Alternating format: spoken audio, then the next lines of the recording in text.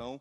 Que bom estarmos juntos nessa tarde, no início dessa tarde, para juntos podermos partilhar a palavra do Senhor, para juntos podermos contemplar as realidades do mistério de Cristo em nossa vida, na nossa história, na história da salvação. A Juliana, agradeço a ela, com todo o ministério, ela já disse o meu nome, mas quero brevemente me apresentar. Meu nome é Wilker.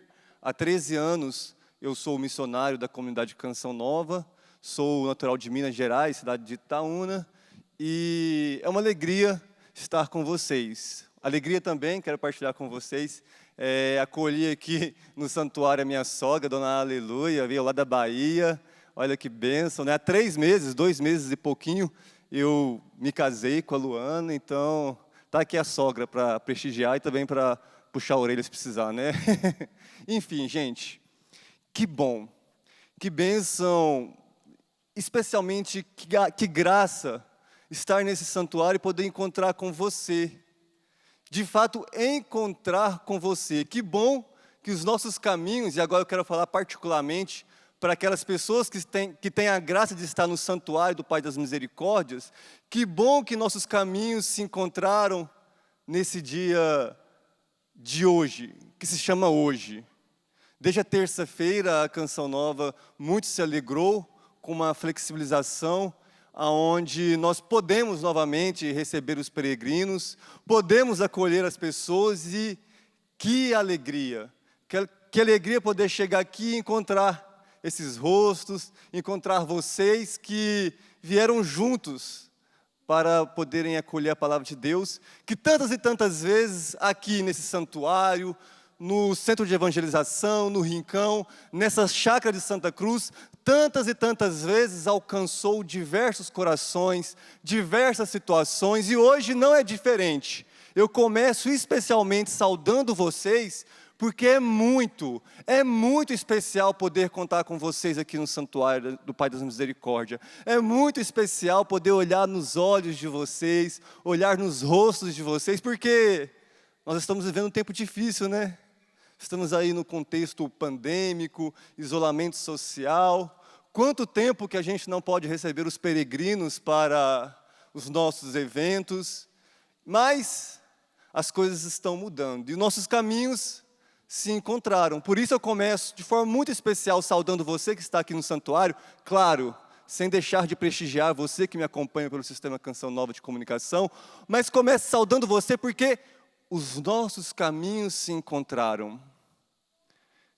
Depois de dias, em meio a dias, semanas, meses tão difíceis, nós podemos nos encontrar nesse caminho. E olha só, nesse caminho, eu quero dar ênfase para isso. Olha o caminho em que eu estou pisando. Olha o chão em que os meus pés podem agora tocar, e você também, ao estar nesse santuário. É o caminho para o Pai das Misericórdias. Você que já veio aqui outras vezes, com certeza já tem uma noção do contexto, da teologia do santuário do Pai das Misericórdias, mas vale a pena relembrar que em meio a essa beleza, em meio a essa ideia de acolhimento, o santuário nos lembra o Pai que nos acolhe de braços abertos. Em meio a isso, na parte central, no caminho que nos leva para o sagrado do altar, para o sagrado da presença eucarística do Senhor, nesse caminho nós encontramos um material mais rude, um material que nos lembra certa impureza, para nos lembrar que o nosso caminho para Deus, os nossos caminhos para nos encontrarmos com o Senhor nem sempre são aqueles ideais, nem sempre são aqueles que nós pensamos caminhos límpidos, caminhos tranquilos, cheio de paz, cheio de virtudes, cheio de graças. Não! Os nossos caminhos para o Pai, muitas vezes, são caminhos ásperos. E acolhendo especialmente você que está no santuário do Pai das Misericórdias, eu te pergunto, por quais caminhos você chegou até aqui? Quais são os caminhos que o seu coração, quais são os caminhos que a sua vida tem percorrido até chegar aqui? talvez sejam justamente caminhos marcados pela aspereza, marcados pela escuridão, você não tem noção para onde vai, qual é o próximo passo, marcado pelo pecado, marcado pelo não acolhimento. E eu quero dizer para você, não existe um caminho ideal, existe sim uma meta. Por isso, independentemente, e aqui eu também me dirijo a você que me acompanha pela televisão, pela rádio, pela internet, independentemente do caminho pelo qual você chegou até aqui, eu quero te dizer, estamos diante da meta. Olha para o nosso Senhor, olha para o altar, olha para a Eucaristia, olha para esse belo sacrário.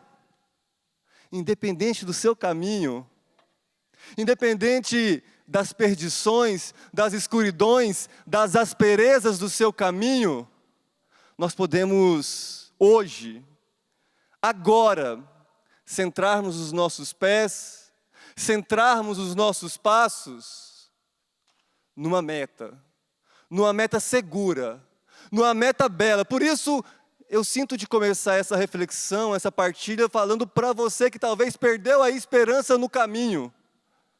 Eu não sei para onde eu vou direcionar a minha vida, para onde é que a minha vida financeira está se direcionando, para onde é que a minha família está se enveredando, para onde é que a minha saúde psíquica, nesse tempo pandêmico, nesse tempo de isolamento, nesse tempo de depressão, está se enveredando.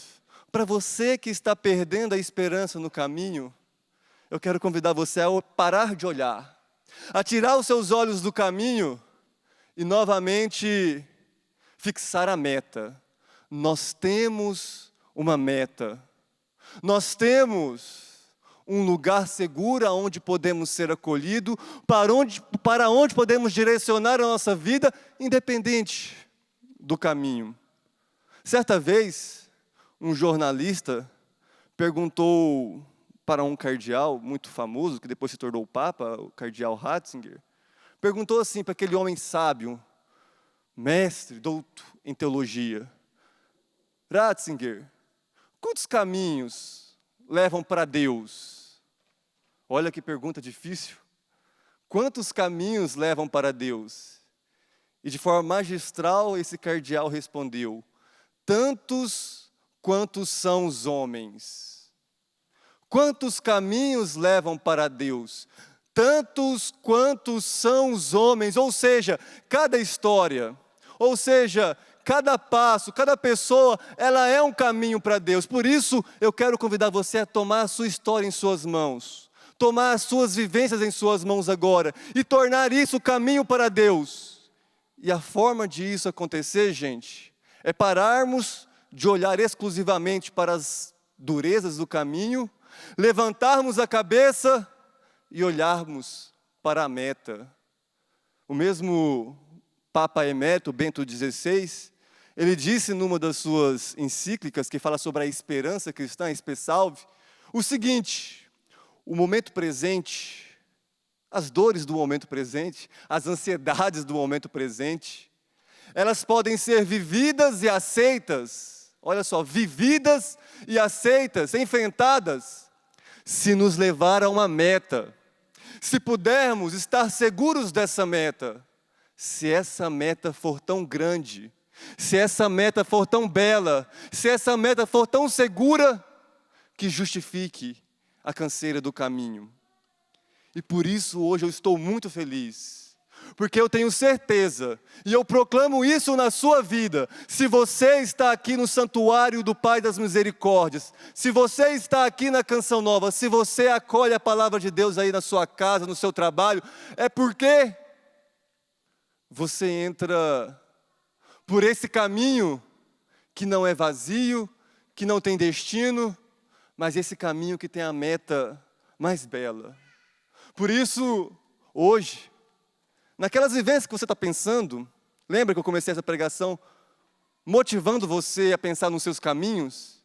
Nesses caminhos que você está pensando aí, preocupações, angústias, sonhos também, quantos sonhos, esperanças, expectativas, nesses caminhos, agora o Senhor quer te dar a oportunidade de viver uma ascese, uma subida, quer te dar a oportunidade de poder se endireitar, colocando os seus caminhos no rumo fixo, na meta. E sabe, gente, isso é tão importante em tempos pandêmicos, de isolamento social, tempos de tantas somatizações nas diversas áreas da nossa saúde, que afeta tanta gente com a depressão. Muitas vezes a gente perde o sentido. E falar de meta é justamente falar de sentido de viver, falar de sentido de vida. Certa vez, eu tinha lá, os meus 15, 16 anos, eu escutei uma coisa que eu gravei profundamente e define um pouco do que eu estou falando. Parece que a gente descobre o sentido da vida quando descobrimos o que deve ocupar o primeiro lugar, quando descobrimos a meta. E é isso que hoje o Senhor quer fazer com você, através dessa partilha da palavra. Quer reconduzir o seu olhar para a direção certa, que não é ficar preso nos caminhos, nas asperezas do seu caminho. Quer reconduzir e curar o seu olhar para que você consiga retomar essa caminhada, retomar esse ponto da sua fé em que você está estagnado. Então, gente, hoje é uma tarde de bênçãos, de esperanças. A bênção e a esperança da meta certa, do caminho seguro. Porque a segurança do caminho, gente, não está nos horizontes que nós vamos contemplando no decorrer dos passos, não está simplesmente na firmeza dos pés que tocam o chão. A segurança e a consistência de um caminho interior, de uma vida, está na meta, está na chegada. Para onde a sua vida está se direcionando? Para onde a sua família, para onde as suas construções, as suas edificações estão se direcionando? Feita toda essa introdução, que não é só introdução, é a proclamação da bênção do que o Senhor quer fazer em nós. Feito isso, eu quero apresentar o exemplo de pessoas que conseguiram erguer a cabeça, tirar os seus olhos da aspereza do caminho e, fixando-se na meta, continuaram, prosseguiram fielmente rumo ao cumprimento da vontade de Deus em suas vidas. Quero falar especialmente para vocês dos exemplos daqueles que nos ensinam a amar mais e melhor nosso Senhor Jesus Cristo. Vos falo de nossa Mãe Maria Santíssima, de São José.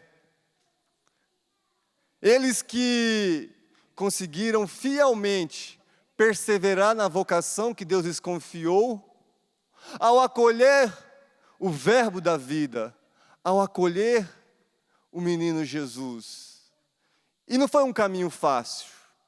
Veja só, gente, a maior das bênçãos, a maior das graças, não é verdade? Por acaso alguma mulher foi mais beneficiada, alguma mulher foi mais agraciada que a Virgem Maria, que acolheu em seu ventre o próprio Deus, o Verbo encarnado?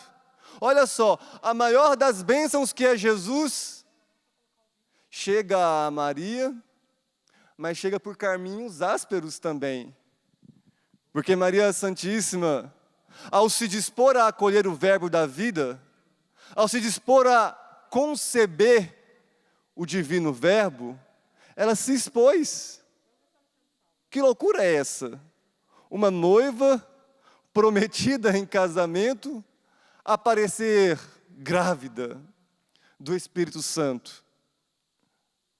Não é uma loucura até para nós nos dias de hoje? Quanto mais para o povo judeu, para o povo daquela vila simples.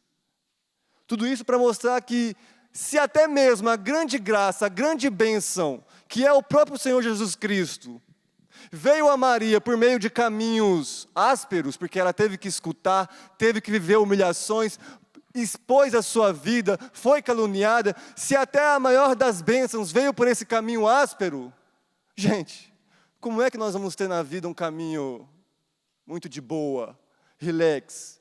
A vida é assim mesmo.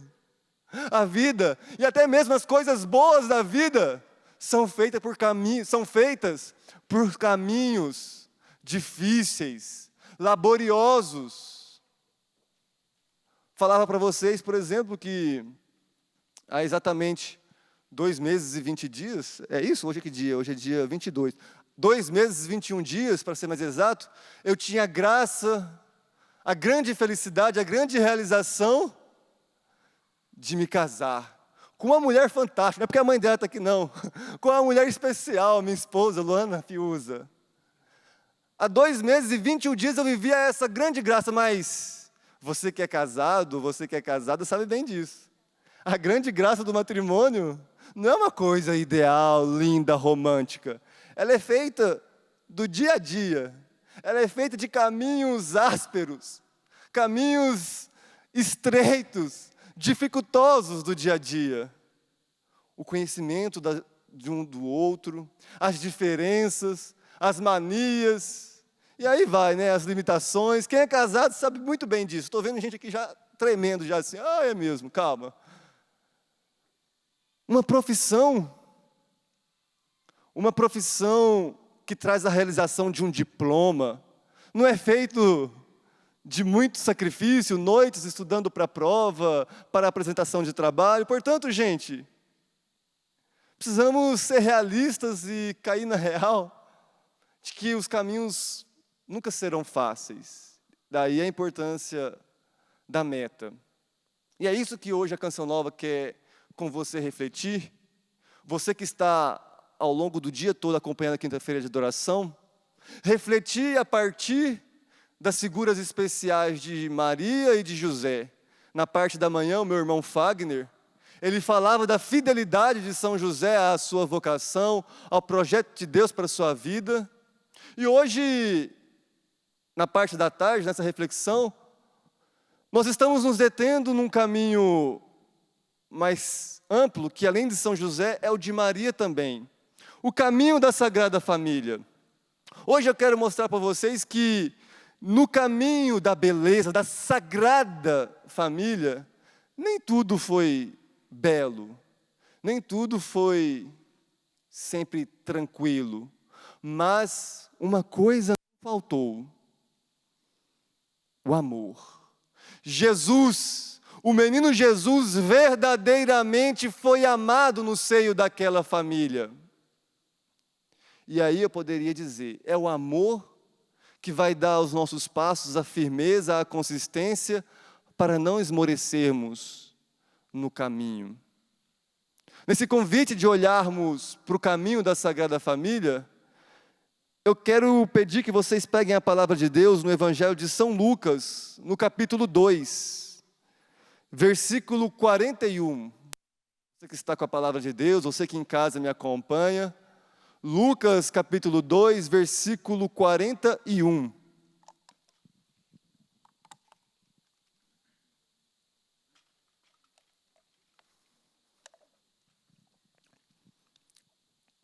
Nós estamos diante de uma passagem bíblica, de um episódio que retrata bem um dia de angústia, um dia de dureza no caminho da Sagrada Família. Trata-se da perda de Jesus no templo. Vai dizer assim a palavra de Deus: os seus pais, Maria e José, iam todos os anos a Jerusalém para a festa da Páscoa. Quando o menino completou 12 anos, segundo o costume, subiram para a festa. Terminados os dias, eles voltaram, mas o menino Jesus ficou em Jerusalém, sem que seus pais o notassem. Pensando que estivesse na caravana, andaram o caminho de um dia e puseram-se a procurá-lo entre os parentes mais conhecidos. E não o encontrando, voltaram a Jerusalém à sua procura. 3 dias depois, eles o encontraram no templo, sentado em meio aos doutores, ouvindo-os e interrogando-os. E todos os que o ouviam ficavam extasiados com a sua inteligência e com suas respostas. Ao vê-lo, ficaram surpresos, e sua mãe lhes disse: meu filho, por que agistes assim conosco? Olha, teu pai e eu estamos aflitos e te procurávamos. Jesus respondeu: por que me procuráveis? Não sabíeis que devo estar na casa de meu pai? Eles, porém, não compreenderam a palavra que eles disseram. Desceu então com eles para Nazaré. Jesus desceu então com eles para Nazaré e era-lhe submisso. Sua mãe, porém, guardava a lembrança de todos esses fatos em seu coração. E Jesus crescia em sabedoria, em estatura e em graça diante de Deus e diante dos homens. Essas são para os nossos caminhos, meus irmãos, palavra da salvação. Percebem? Estamos diante de um episódio, poderíamos dizer, dramático, né? Você que é pai, você que é mãe, você que é avó, imagina isso. Você numa peregrinação para a Canção Nova, e depois de alguns dias, de um dia, meio dia que for, algumas horas, perceber que o seu filho, o seu neto, o seu sobrinho ficou para trás, foi deixado. É ou não é um motivo de arrancar os cabelos? Os caminhos de José e os caminhos de Maria também não foram fáceis.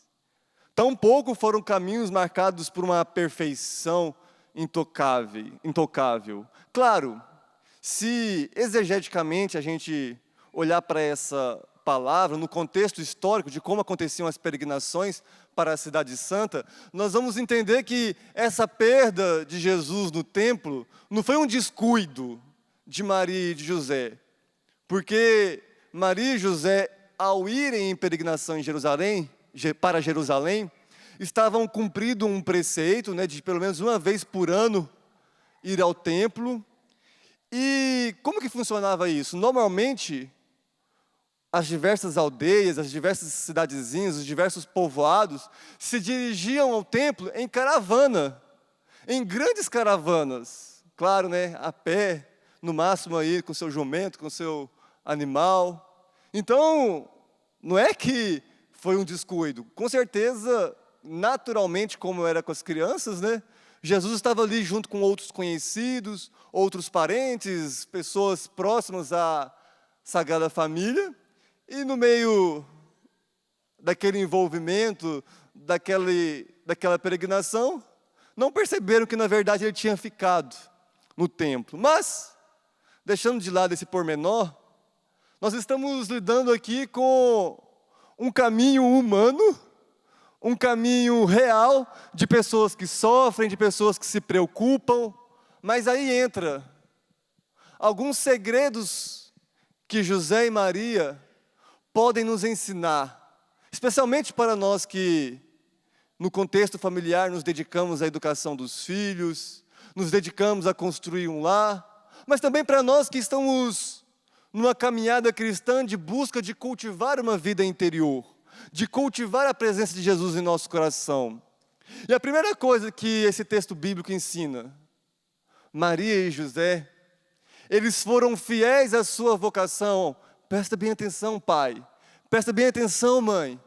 Eles foram fiéis à sua vocação, dando primordialmente para o seu filho Deus.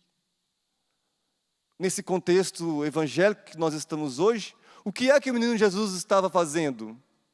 Ele foi com a sua família, ele foi levado pela sua família para uma peregrinação.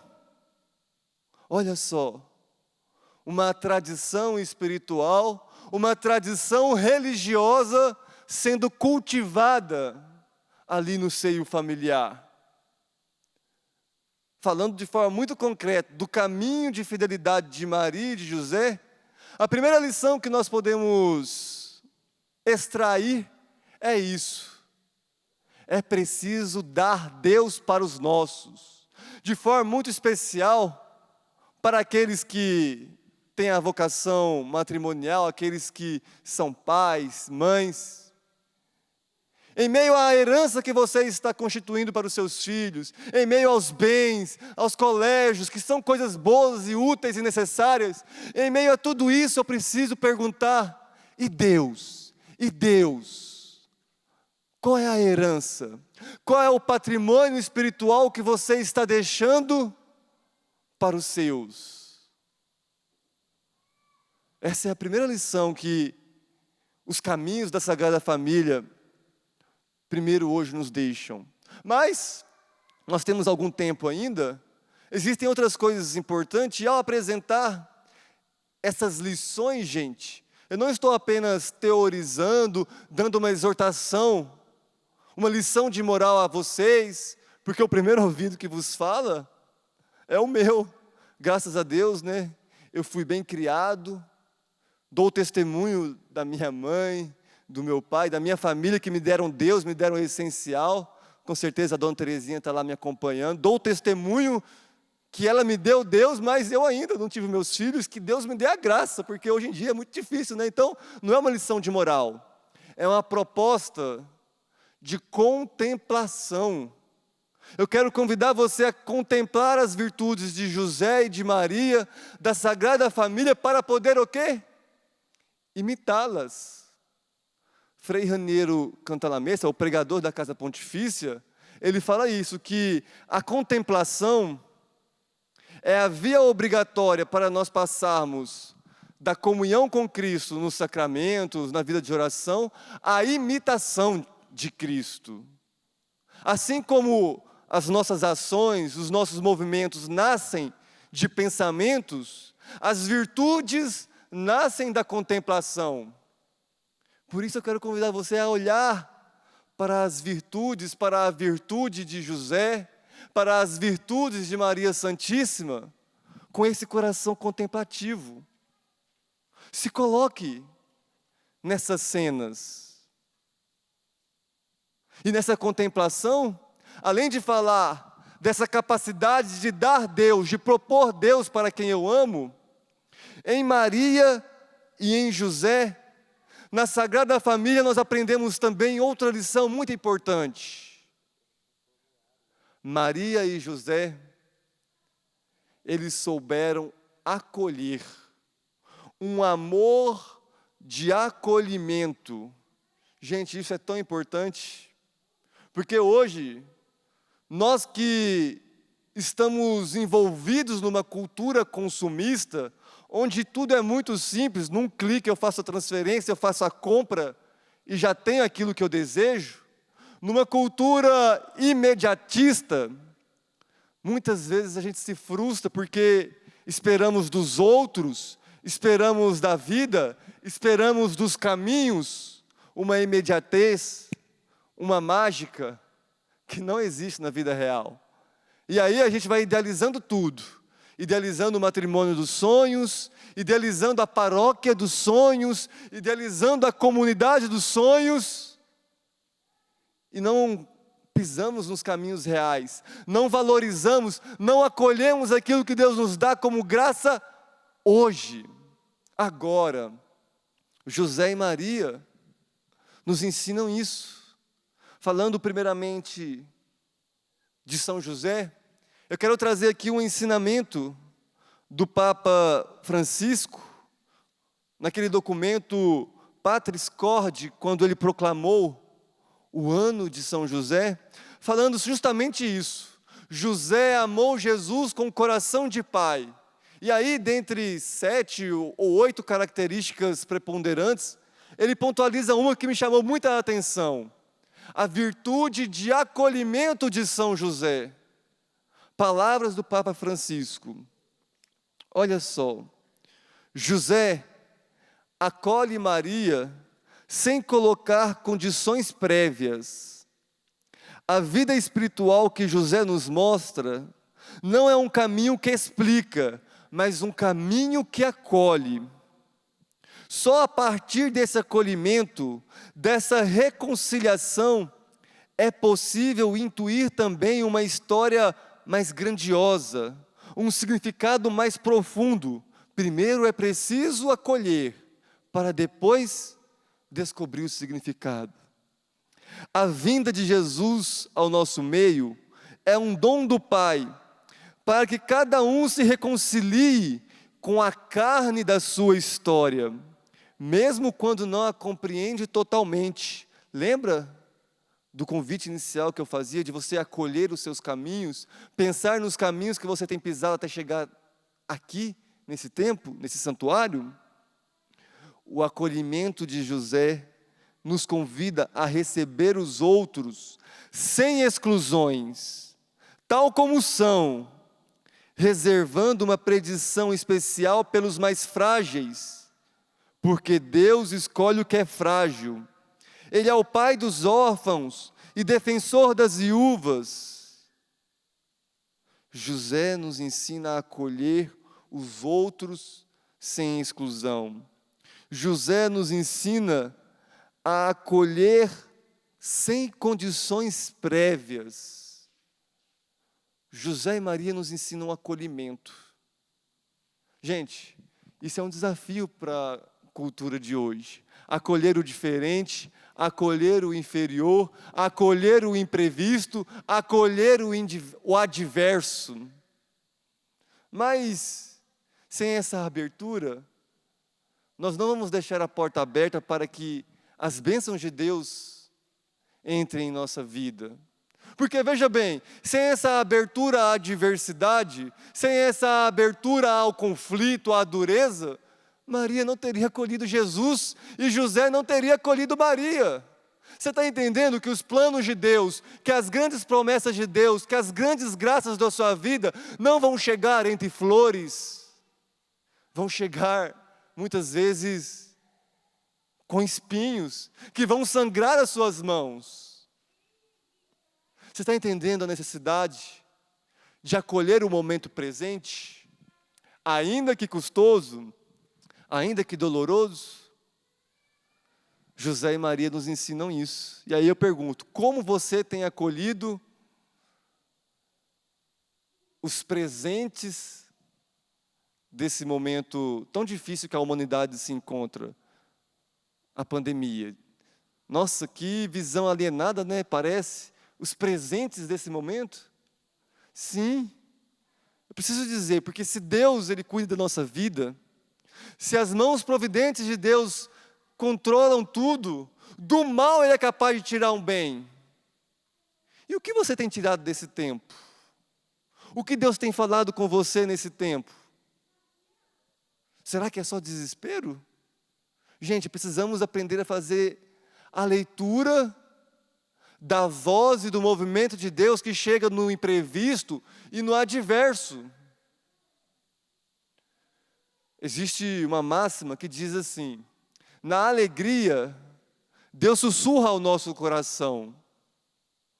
Na nossa consciência, Deus fala, o catecismo da igreja lembra isso, né? Nossa consciência é o sacrário aonde o homem se encontra sozinho com Deus. Na alegria, Deus sussurra, na nossa consciência, Deus fala, mas na dor, Deus grita. A dor cria em nós uma sensibilidade, uma capacidade especial de escuta de Deus. Esse tempo de isolamento social não pode ser um tempo de isolamento da presença de Deus. Mesmo o afastamento dos sacramentos, aquilo que nós vivemos nas últimas Semanas Santas, muitos ficaram 2 anos sem viver o tríduo pascal presencialmente. Mesmo isso, gente, não pode nos afastar da presença de Deus. E José e Maria nos ensinam a acolher o adverso, nos ensinam a acolher a bênção na adversidade. A grande graça de suas vidas, Jesus Cristo, o Verbo encarnado, veio nesse contexto. E olhemos e contemplemos a Virgem Maria. Falamos um pouco de São José, Mas e Maria? E a nossa mãe? O que ela tem a nos dizer, a nos ensinar nessa experiência contemplativa? Maria acolheu o grande presente de Deus, a grande graça, o grande milagre de Deus em seu ventre, o Verbo encarnado. Mas que lindo olharmos para os ensinamentos dos Santos Padres, Santo Agostinho, e percebermos que antes de Maria gerar Jesus no seu ventre, ela o gerou em seu coração. Porque antes de Maria acolher a carne, o corpo de Cristo no seu ventre, ela acolheu o próprio Cristo, a palavra de Cristo em seu coração. Maria, com esse acolhimento, nos ensina a preparar o terreno, a preparar o terreno que é o nosso coração. E com o coração preparado, conseguimos dar uma resposta de acolhimento, dar uma resposta ativa a Deus. E qual foi a resposta de Maria? Eis aqui a serva do Senhor, faça-se em mim segundo a sua palavra. Que lindo olharmos para o detalhe da resposta de Maria e perceber que ela está numa forma passiva. Maria não disse, eis aqui a serva do Senhor, eu vou fazer a vontade de Deus. Ela disse, eis aqui a serva do Senhor, faça-se em mim segundo a sua palavra. Veja, é ela deixando, é ela permitindo que Deus faça nela. Entende? É um acolhimento passivo, de certa forma. Ela se abre, ela se abandona à vontade de Deus. Hoje, Maria nos ensina essa abertura. Nos ensina e nos convida a esse abandono diante do imprevisto, do adverso, diante das asperezas do caminho, repito. Mas não pense que essa resposta passiva é uma atitude passiva. Porque qual foi a atitude concreta de Maria após acolher o Verbo de Deus? Ela se colocou a caminho. Não é isso que diz a Sagrada Escritura? Maria se colocou a caminho para visitar a sua prima Santa Isabel. Isabel que, de forma miraculosa também, concebera na velhice João Batista.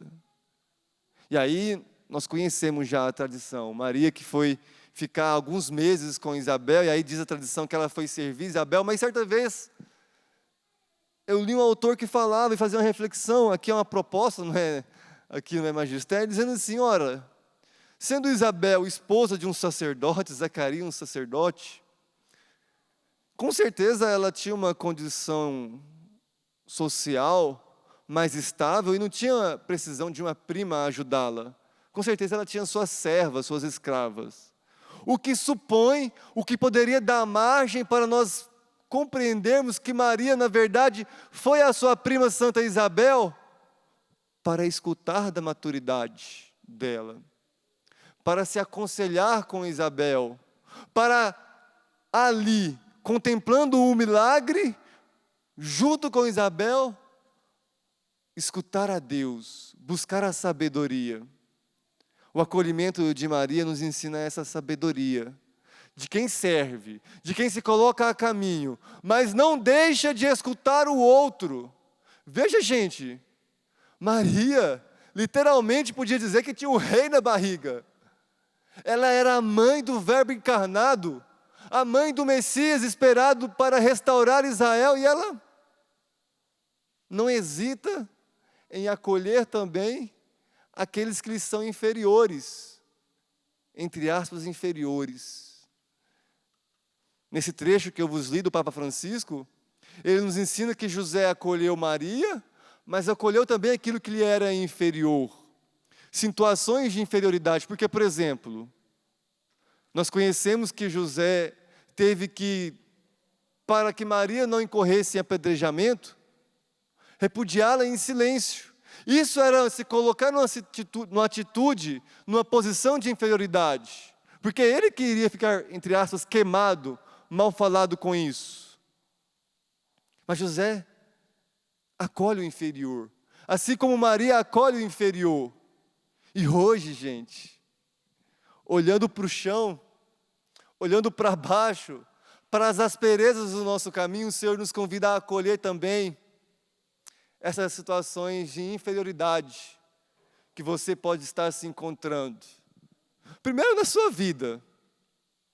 Situações talvez de complexos, mas para além disso, de próprio pecados, mas talvez o convite de acolhimento do inferior hoje que Deus te faz é acolher essa dor, é acolher esse não milagre, essa não intervenção divina, essa necessária espera, acolher isso, gente, como lugar de escuta de Deus. Talvez o maior milagre que Deus pode fazer agora no seu coração, não é essa cura que você tanto procura. Talvez o maior milagre é o seu coração aprender a escutá-lo. E que lindo quando a gente consegue fazer esse movimento. A pandemia esteve aí para nos ensinar a acolher a tudo e a todos. O Papa Francisco, em diversas vezes nos seus discursos, na sua encíclica Fratelli Tutti, onde ele fala da fraternidade universal, fala isso, que a pandemia expôs a nós o quanto que uma vida, ela é composta por pessoas que, no simples, no cotidiano do dia a dia, dão a vida em silêncio, longe das câmeras, longe dos holofotes. São os serviços essenciais. Aquela pessoa que não deixou de trabalhar no supermercado, aquelas pessoas da saúde,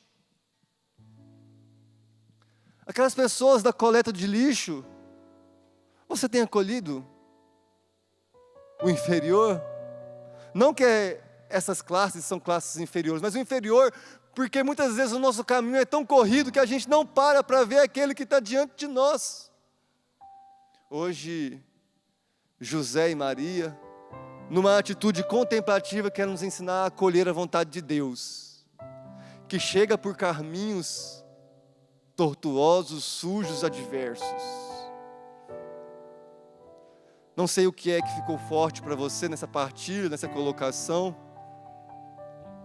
mas uma coisa eu tenho certeza: Deus, Ele quer erguer a sua cabeça, Ele quer curar o seu olhar, e como eu dizia no início dessa colocação, dessa partilha, Ele quer fazer que os seus olhos saiam das asperezas do caminho e reencontre, e se fixe de novo na meta. Por isso, já encaminhando para o fim desse nosso momento, eu quero convidar você a ficar de pé, nessa atitude de quem quer retomar o caminho, nessa atitude de quem não quer ficar mais à beira do caminho, nessa atitude de quem não quer mais ficar estagnado no caminho, nessa atitude de quem quer subir, de quem quer crescer, de quem quer ascese, de quem quer estar mais perto do Senhor, de quem quer fixar o seu olhar na meta. Olha para Jesus. Comigo, olha para Jesus. Madre Teresa de Calcutá, ela tem uma frase que me impacta muito, que diz assim: quem reza sente-se especial porque percebe o olhar de Deus sobre si. Olha para Jesus e permita que o olhar de Jesus encontre você agora no caminho que você está. Senhor Jesus, aqui estou eu com esses meus irmãos, com essas minhas irmãs. Eu quero pedir, olha para eles, olha para nós, Senhor. Aonde nós nos encontramos, lança o seu olhar para nós e nos faz de novo sentirmos-nos especiais. Se nós não fomos amados, se nós não fomos acolhidos, se nós não nos sentimos amados, não nos sentimos acolhidos agora, Senhor, nos ame, nos acolha, Senhor Jesus. Vai conversando com Jesus, olhando para Ele.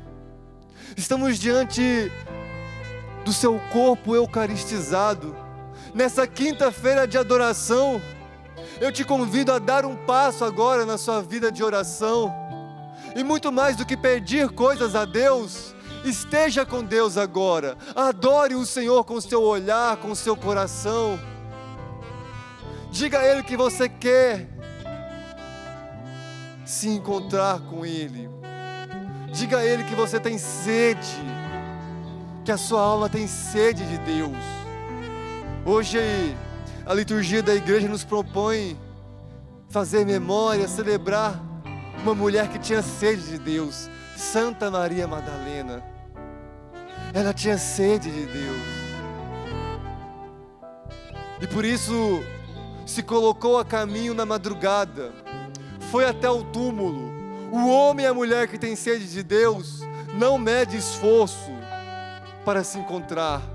Por isso, nas madrugadas da sua vida agora, naquelas noites que você passou acordado, angustiado, nos túmulos das perdas da sua vida,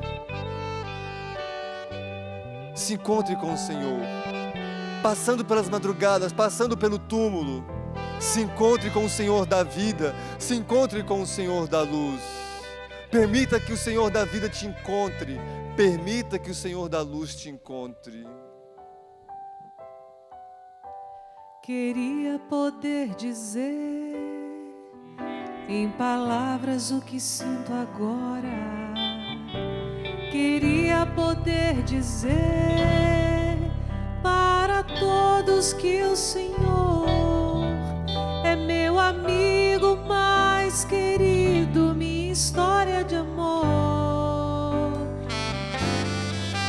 E quando eu ouço a tua voz me chamando pelo nome, eu sinto uma saudade, uma vontade de viver. Ergue os teus braços e canta. E eu te chamo, Jesus, venha viver junto a mim, venha me dar essa vontade, essa alegria de viver. E eu te chamo, Jesus, venha viver junto a mim, venha me dar essa vontade, essa alegria de... Mais uma vez, eu te chamo, Jesus, e eu te chamo, Jesus, venha viver junto a mim, venha me dar essa vontade, essa alegria de viver. E eu te chamo, Jesus, venha viver junto a mim, venha me dar essa vontade, essa alegria de viver. É isso que o Senhor quer fazer hoje. Quer devolver a você e a minha vontade, a alegria de viver. Mas para isso, nós precisamos compreender que a vontade, que a alegria, que o sentido da vida, só o amor nos explica. E que bênção, estamos diante do amor que se expõe a nós. Nessa hora é o próprio Jesus que te acolhe. E veja bem, na nossa oração, veja bem, a nossa canção, nós cantamos, nós rezamos, eu te chamo, Jesus, venha viver junto a mim. E é justamente isso que acontece. Jesus vem ao seu encontro, é Ele que vem ao seu encontro. Muitas vezes nós não nos permitimos encontrar com o Senhor, porque estamos preguiçosos, desanimados, achamos que o caminho de subida é um caminho que nós não somos capazes, mas é Ele que vem. Feche seus olhos agora. Se você pode, até abraça o seu corpo, se abrace nesse gesto simbólico. e se permita ser encontrado pelo Senhor. É isso que eu quero te pedir agora, Senhor.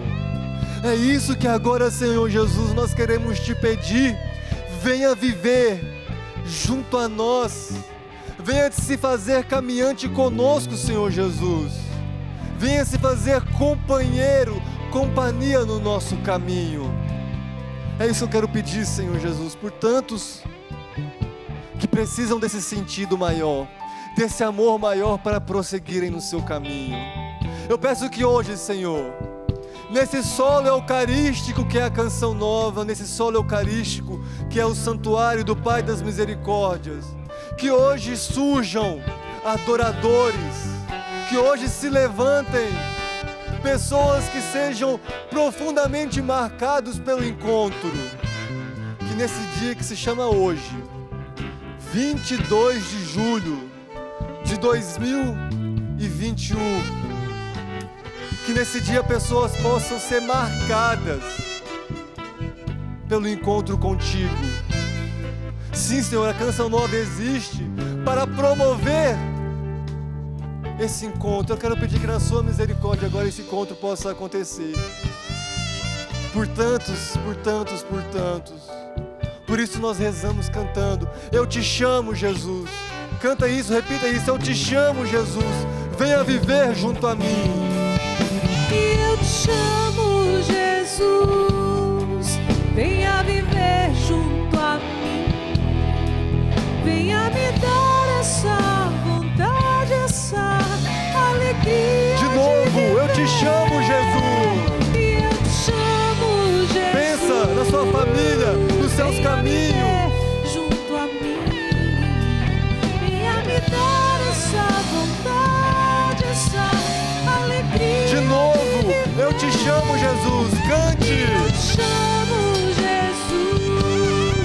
Venha viver junto a mim. Venha me dar essa vontade, essa alegria de viver. E eu te chamo, Jesus. Venha viver junto a mim.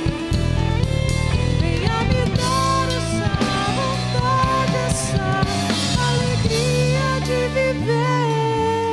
Eu sinto muito forte no meu coração que eu e você precisamos declarar o nosso amor, o nosso desejo, como o Wilker foi nos conduzindo.